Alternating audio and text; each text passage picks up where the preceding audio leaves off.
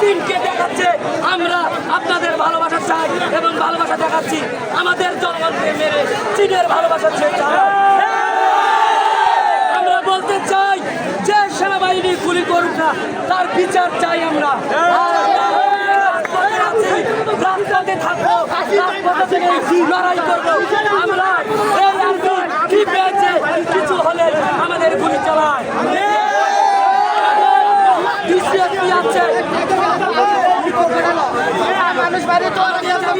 আমার নিজের মামাতো বোনকে পায়ে গুলি করছে, মুশফিকা তাকে গুলি করে সদরে ভর্তি করা হয়েছে।